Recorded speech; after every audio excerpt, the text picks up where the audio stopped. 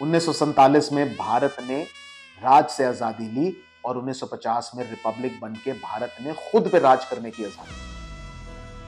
ये कोई बड़ी बात नहीं है कि इंडिया रिपब्लिक बना। रिमार्केबल तो ये है कि इंडिया आजादी के 3 साल के अंदर ही रिपब्लिक बना, जब पूरे देश में बहुत गरीबी थी, partition was very fresh and major population अनपढ़। Yet India decided something audacious, that the power will not rest with the crown or the conqueror, but with the people. I'm sure ये डिसीजन आसान तो नहीं रहा हो। उस दौर के कुछ देश और थे जिनको उसी टाइम पे आजादी मिली थी, जिनको कई दशक लग गए थे अपना पॉलिटिकल आइडेंटिटी क्रिएट करने में। कईयों में तो आज भी डिक्टेटर्स बैठे, कईयों में तो मिलिट्री रूल था, लेकिन इंडिया उस टाइम रुक गया, थमा, सोचा, विचार किया और लिख डाला दुनिया का सबसे डिटेल्ड संविधान। और वो इसलिए नहीं कि क्यों जल्दी थी, क्योंकि क्लैरिटी थी कि बिना रिपब्लिक बने भारत की आजादी कमजोर रही।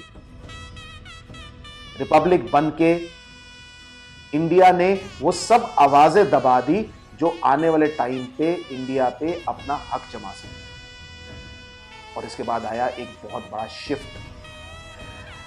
जो सभ्यता सदियों दर सदियां किसी राजा, महाराजा या कॉलोनाइजर्स के अधीन रही, उनकी जिंदगी बदल गई। जिंदगी बदल गई आम आदमी की, जिसको कॉन्स्टिट्यूशन ने राइट्स दे दिए, वो भी इक्वल। सबको जिंदगी अपने तरीके से जीने का हक मिला। हक मिला उस गरीब परिवार के बच्चे को कि वो इस देश का सबसे बड़ा साइंटिस्ट बन सके। हक मिला उस चाय वाले को कि वो इस देश का प्रधानमंत्री बन सके। अब Republic does not promise comfort, Republic promises only dignity. और ये डिग्निटी आज हम महसूस कर सकते हैं। आज हम बिना खून बहाए सरकार बदल सकते हैं। आज हम इंस्टीट्यूशंस को कठघरे में खड़ा कर सकते हैं। हम गलतियां सुधार सकते हैं। हाँ, शायद हमारी जो प्रोग्रेस है वो बहुत अनइवन है, वो स्लो है, वो बहुत फ्रस्ट्रेटिंग है, लेकिन वो हमारी प्रोग्रेस है, सेल्फ ड्रिवन प्रोग्रेस है, वो किसी बाहर वाले की इंपोज्ड नहीं। तो 26 जनवरी सिर्फ एक जश्न मनाने का दिन नहीं है, ये एक रिमाइंडर है हमारी जिम्मेदारियों का। तो हर 26 जनवरी को आप अपने आप से एक सवाल पूछे, क्या आप एक जिम्मेदार नागरिक हैं या इस देश के सिर्फ एक निवासी?